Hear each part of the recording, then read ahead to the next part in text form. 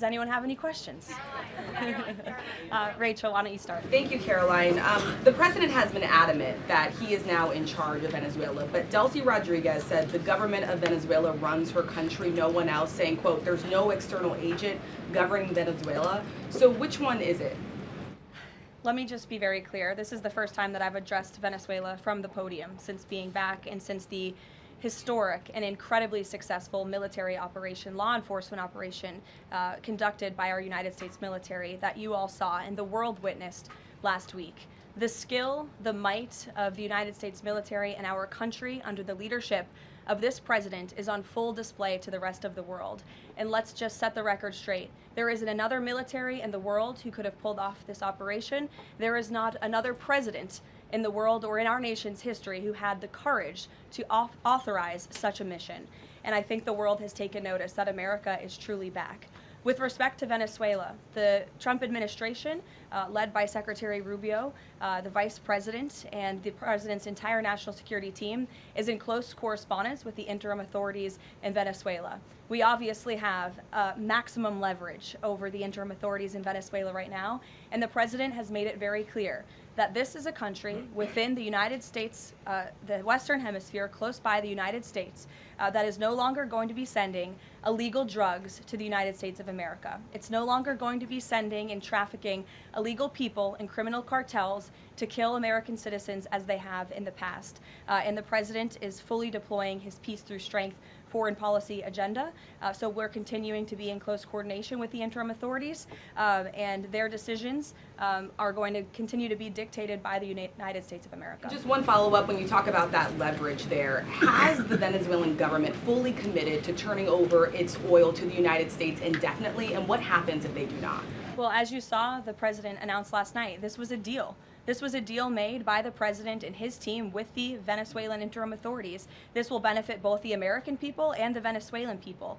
And Secretary Wright and the Department of Energy are working with the interim authorities and also with the private oil industry to execute on this historic energy deal. That's not only good for the United States, but it's also going to revive the prosperity, the safety, the security of both the United States and Venezuela as well. Ed. Following up on the oil part of this, the 30 to 50 million barrels of oil, how exactly is that going to work? You're getting it out of Venezuela into the United States? Yes. And then what? That's exactly right. So as you know, Ed, as the president announced last night, this was the sanctioned oil that was basically just sitting in barrels, sitting on ships because of the effective quarantine of the United States of America. And the interim authorities have agreed to release that oil to the United States, so it will be arriving here at home very soon. The United States government has already begun marketing Venezuelan crude oil in the global marketplace for the benefit of the United States, engaged the world's leading commodity marketers, key banks to execute and provide financial support for these crude oil and crude product sales. All proceeds from the sale of Venezuelan crude oil and products will first settle in U.S.-controlled accounts at globally recognized banks to guarantee the legitimacy and integrity of the ultimate distribution of proceeds, and those funds will be dispersed for the benefit of the American people and the Venezuelan people at the discretion of the United States government. It sounds like it requires a lot of private sector engagement and agreement And from the oil industry and the banking industry. Do you have that yet? There's a lot of private sector engagement that's happening right now. As you know, Secretary Wright, our energy secretary who's heading up this big project, is in Florida today meeting with some of these oil executives. And as we confirmed earlier, they will also be at the White House later this week. So they are absolutely eager to invest. They're eager about these opportunities. And Secretary Wright is a very well knowledgeable guy when it comes to oil and energy, and he's the perfect man for the job. Another corner of the world, Sure. real quick on Go ahead. Iran. Go ahead. So just to follow up on the oil, 30 to 50 million barrels is an initial tranche, if you will, and then what happens after that? What I won't get ahead of the plans that the president and his team are currently speaking with the interim authorities about, but rest assured, there is a long-term plan here. Secretary Rubio and the entire team are working diligently on it, and this is just sort of the first action that you all are seeing. Ed. Thanks, Caroline. So in order to get these oil companies to invest billions in Venezuela, how will the U.S. reassure that their workers will be safe in Venezuela? Could there be troops involved? At this point in time, as you know, there are no troops on the ground in Venezuela. The president, of course, reserves the right to use the United States military if necessary. It's not something he wants to do. Diplomacy is always the first option, as you saw. He tried that with Nicolas Maduro, but unfortunately, he was an illegitimate dictator and an unserious person. And so President Trump authorized this law enforcement operation, and now Nicolas Maduro is sitting in a prison cell in New York. So certainly the president is going to do what's in the best interests of the American people, and that includes workers from our energy and oil industry as well. With that meeting tomorrow, what is the message the president is going to give to the oil executives, and what does he want to hear? Well, the meeting is on Friday, and it's just a meeting to discuss, obviously, the immense opportunity that is before these oil companies right now. Stephen. Thank you, Karoline, and congratulations again. Thank you. The New Yorker had a story yesterday on the vice president, and it questioned his, quote, notable absence on Venezuela. And the sub-headline asked, was the vice president's exclusion from the operation in Venezuela an expression of his anti-interventionist ideology or political calculation? Would you be able to discuss the vice president's role in Venezuela policy? I did see that report in the New Yorker, and quite frankly, I laughed out loud because it's very clear it's a fake report that's trying to sow distrust and division amongst the president and his team. Let me just be very clear. The vice president has been involved in all policy. He is the right-hand man of the president on all policy matters, including Venezuela policy. He was, of course, read in and deeply involved in this operation from the very beginning. And he was present on the night of the operation via secure communication at a different location as to not damage the operational secrecy of this mission that was so incredibly important to ensure that this mission could be carried out successfully without endangering our troops. Karoline. Sure. The U.S. seized a tanker recently. Russia specifically asked the United States not to seize that tanker. Does this action risk a larger conflict with Russia? I believe you're referring to the Bella 1 tanker that was seized this morning. The Department of Justice and the Department of Homeland Security, in coordination with the Department of War, did announce that seizure this morning for violations of U.S. sanctions. I've spoken about the enforcement of our sanctions policy at the podium prior to the new year, and this administration is going to fully enforce the sanction policy of the United States. The vessel this morning was seized in the North Atlantic pursuant to a warrant issued by a U.S. federal court after being tracked, and this was a Venezuelan shadow fleet vessel that has transported sanctioned oil, and the United States of America, under this president, is not going to tolerate that. I would also just add the vessel had a judicial seizure order in the crew, so that means the crew is now subject to prosecution for any applicable violation of federal law, and they will be brought to the United States for such prosecution if necessary. Kelly. Karoline, Happy New Year to you. Thank you. You I'd too. like to talk to you about a couple of things real quickly. The first question about the Venezuelan people. As you know, there's some 8 million Venezuelans here, some of them celebrating in the streets. There are Venezuelans on the ground who are concerned about their safety. What does the Trump administration, what is it doing to actually help people in Venezuela understand that they will be secure throughout this transition? I think the fact that this president actually followed through on the long-held promise of the United States of America, the bipartisan promise to take down the illegitimate Maduro regime, should give assurance to the Venezuelan people and also Venezuelan Americans who fled this communist regime for a better life here at home, that this is a president who is serious about taking down illegitimate regimes and who is also serious about securing the security of the United States of America, including the Venezuelan American people. And I would just add that this is something that not just Republicans and President Trump have talked about for a very long time, but it is also something that Democrats have advocated for. In 2020, Chuck Schumer said that that at the time, President Trump had not brought an end to the Maduro regime. The Maduro regime is more powerful today and more entrenched today than it was when the president began. Now you hear Chuck Schumer out there saying this is reckless. The American people and the Venezuelan people should be in fear. But this is something that Chuck Schumer has long advocated for. Senator Chris Van Hollen, same thing, had said that the United States is going to use its leverage and influence to push for negotiations to transition to the truly elected leader. This was under President Biden. We know Maduro and his cronies don't want to go quietly into the night. The U.S. needs to work to ratchet up the pressure. Now, Senator Holland says it's an illegal act of war to get rid of Nicolas Maduro. So the hypocrisy is really astounding here, and thank you for giving me an opportunity to point it out, Kayla. Sorry, go ahead. Yes. So there are reports that the administration is demanding that Venezuela cut ties with China, Russia, Iran, and Cuba. Can you confirm? I'm sorry? Reports that the administration has essentially demanded that Venezuela cut ties with China, Russia, Iran, and Cuba. Can you confirm that? Well, those alleged demands were made in a classified briefing by Secretary Rubio, and I know that there's a lot of leaks coming out of these classified briefings, so I'm not going to confirm or deny or get into what the Secretary has said in classified settings to members of Congress. But I think that the administration has made it quite clear to the interim authorities in Venezuela that this is the Western Hemisphere, and American dominance is going to continue under this president. If I could just ask, there have also been reports that the U.S. could potentially buy Greenland as one potential option on the table. What would such an offer look like? Is there anything monetarily you could provide, any details there? Well, that's something that's currently being actively discussed by the president and his national security team. And I would point out that the acquisition of Greenland by the United States is not a new idea. This is something that presidents dating back to the 1800s have said is advantageous for America's national security.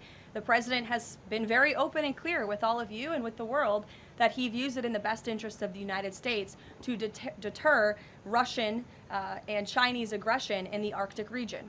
And so that's why his team is currently talking about what a potential purchase would look like.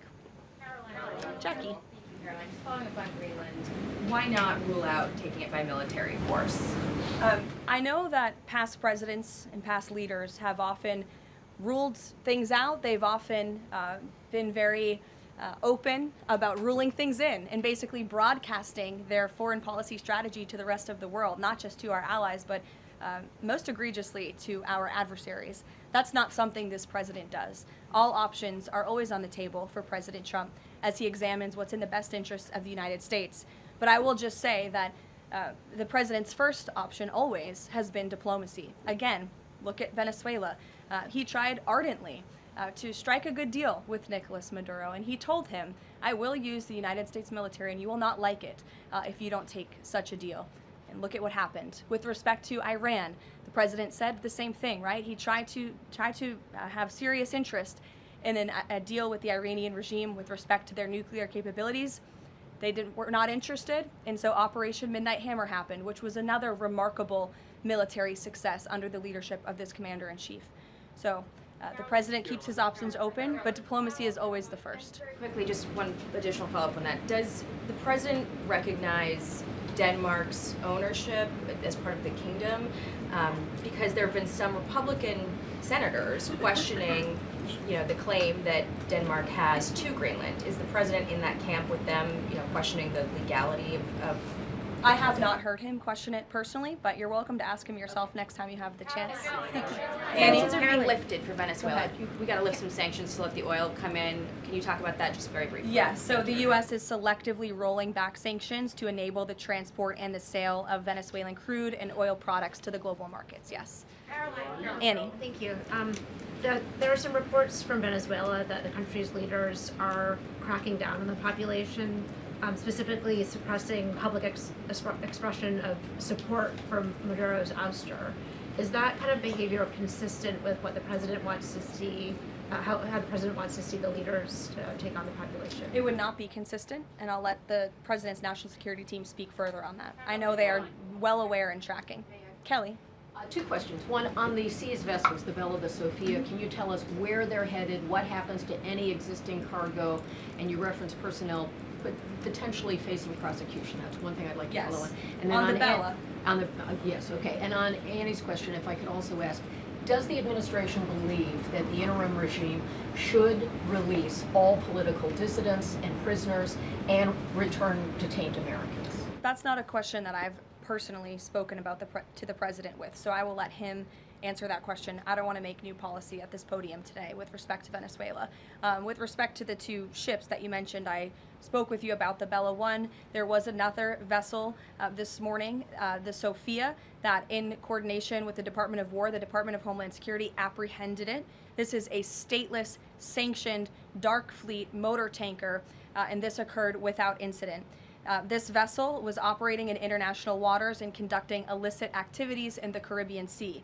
The U.S. Coast Guard is escorting the Sophia to the United States for final disposition. To answer your question, Kelly, directly, this was through Operation Southern Spear.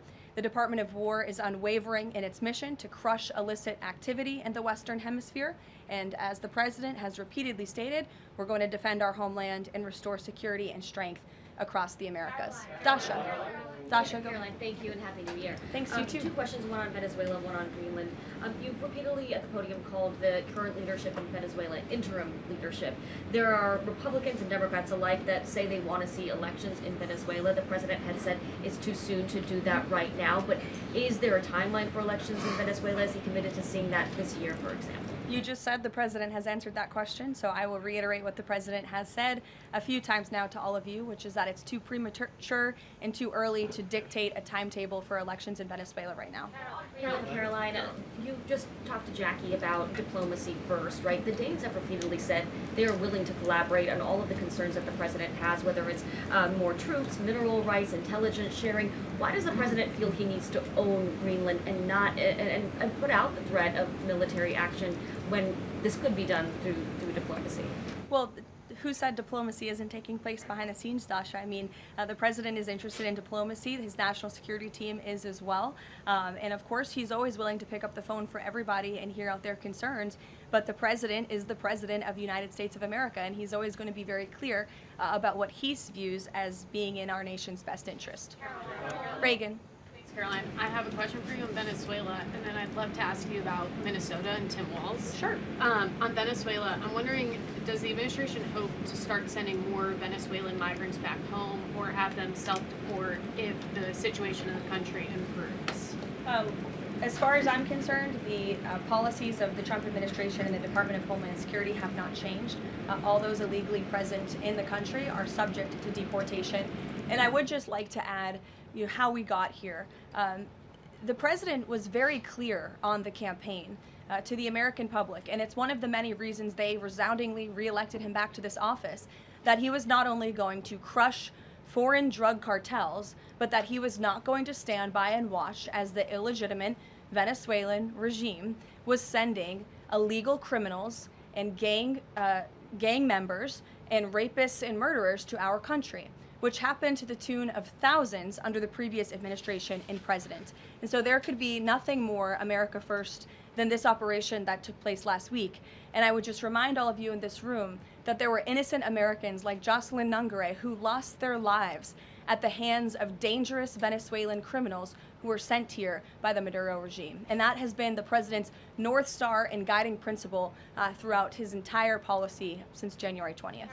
Tim Walz in Minnesota. Does the administration believe that Tim Walz potentially dropped out of the governor's race because he could be under criminal investigation? I don't know if there's a criminal investigation. If there was, I wouldn't be able to comment on it from up here, to be honest with you. But I think Tim Walz probably dropped out of the race because he realizes he no longer has the support of the people of his own state, which is a remarkable downfall considering he was the #2 on the Democrat Party's ticket just about a year ago. When it comes to Minnesota, the fraud that we have seen, the wide scale of fraud is really remarkable. It's egregious. I would encourage every single journalist in this room to go to Minnesota and to cover it yourselves. As for the Trump administration, we have officials who have been on the ground almost every day. Secretary Noem was there yesterday. Secretary Bessent will be traveling there later this week to talk about the fraud and to do a roundtable on this very topic. And I would just like to leave you with an update. To date, the Department of Justice has charged 98 total defendants in several Medicaid fraud and related case programs. 64 were convicted, and 85 of the 98 charged were of Somali descent. The DOJ has also issued over 1,700 subpoenas, executed over 130 search warrants, And they have now added more attorneys to their office there to absorb the case flow. DHS is on the ground going door to door conducting large-scale criminal and HSI investigations. They have also sent approximately 2,000 agents to Minneapolis to assist with law enforcement and immigration enforcement. As I said, Secretary Noem was on the ground yesterday. The Department of Health and Human Services has also begun requiring a justification and photo evidence for all child care related payments nationwide, and they required Minnesota to conduct a full audit of all child care centers. They also froze $185 million in funding to Minnesota. And Dr. Oz, who was just here, also notified Governor Walz they're going to begin auditing Medicaid recipients and deferring payments on claims based on waste, fraud, and abuse. The Department of Labor is also conducting a targeted review of Minnesota's unemployment program. Department of Agriculture requiring Minnesota to conduct recertification for SNAP recipients, and HUD has launched investigations into the public housing. SBA has also suspended nearly 7,000 borrowers amid suspected fraudulent activity. So, with all of that, rest assured this is an all-hands-on-deck effort from the entire administration to get to the bottom of this and to ensure that the ripping off of taxpayers in the state of Minnesota, and it won't just be Minnesota, it'll be any state across this country where fraud has taken place, and we are protecting law-abiding, tax-paying American citizens. Phil. Thank you, Karoline. Just to follow up on Greenland, there are treaties already on the books that give the United States access to the island. They can construct and maintain military bases there. We can house personnel on the island. The U.S. has control of landings, takeoffs, anchorages, etc. So I'm curious if you could just spell out for the American public, what specifically would the U.S. gain by taking control of Greenland that the U.S. doesn't already have access to right now? More control over the Arctic region and ensuring that China and Russia and our adversaries cannot continue their aggression in this very important and strategic region. And there would be many other benefits as well that, again, the President and his national security team are currently talking about. Jeff, I'll give you another one. A broad sort of stand-back question on foreign policy. Are you concerned about increasing tensions with Russia because of the tanker seizures? And how does the U.S. action in Venezuela impact the ongoing relationship with China and the President's relationship with President Xi? I think the President has very open, honest, and good relationships with both President Putin of Russia and also President Xi of China. He has spoken with them numerous times, as you know, since coming to office about a year ago, and I believe that those personal relationships are going to continue. But as for the President and the United States, he's going to enforce our policy that's best for the United States of America. And with respect to these ships seizures, that means enforcing the embargo against all dark fleet vessels that are illegally transporting oil, and only legitimate commerce, to answer your question much earlier, Rachel, determined by the United States is going to be permitted. And that's the policy of this administration, and he's not afraid to implement it. One more stand back. Just one more stand back. I just gonna ask the last one. I remember asking the President at the beginning of his term if he was committed to Article 5 in NATO, and he said yes. Has his stance on NATO or his commitment to NATO changed? Did you see his statement earlier today? He said we will always be there for NATO even if they are not there for us, and I think that answers your question directly. Yes. Just to follow up on what Jeff was saying there, will the President commit that if any NATO members are attacked, the United States will come to it? Again, the President addressed this directly himself this morning after seeing the coverage from all of you in this room on television, and he made it very clear we're always going to be there for NATO, even if they have not done right by the United States of America. And they have not, they have finally increased their defense spending at the request of this president, but it was only because of this president that they did that. We'll take a couple more. Michael, go ahead. Thank you, Karoline. Happy New Year and congratulations. Thank you. Two questions, if I You may. too. One on healthcare, one on Mexico. On healthcare, the President says he wants Republicans to be flexible on the Hyde Amendment in order to pass healthcare legislation. But what is the White House's message to pro-life voters who say federal funding for abortion goes against their values? Well, the president did not change the administration's policy. It was President Trump who signed an executive order protecting the Hyde Amendment. It's the Trump administration that has taken multiple actions on various fronts to ensure that taxpayer dollars are not funding the practice of abortion. What the president was saying yesterday was Republicans, and frankly Democrats too, need to show a little bit more flexibility so we can actually get something done with respect to the issue of health care. Republicans have amazing ideas. The president himself, as we spoke about earlier, has launched this Most Favored Nation drug pricing initiative, has cut good deals with Big Pharma. He wants to see Republicans and Democrats too, if they're willing, codify those executive orders into law so that these good deals can remain and these prices can continue to be lowered long after this president and this deal maker in chief is gone. Presidents talked a lot about health savings accounts and giving more money back to the healthcare consumer rather than to these giant insurance companies, and he's been very outspoken and tough on them too, and I think you'll see more and hear more from him directly on that issue. So he wants to see Congress get something done with respect to health care, and that was the point that he was driving home yesterday. Mexico, Karoline, Haley, President Trump says the drug cartels are running Mexico. What action does he need to see Mexico's president, Claudia Sheinbaum, take to prove that she's in control of that country, in control of those cartels? And does the White House believe she's able to do that without U.S. intervention? Look, I think the president was speaking very candidly and frankly about the reality on the ground in Mexico. Haley.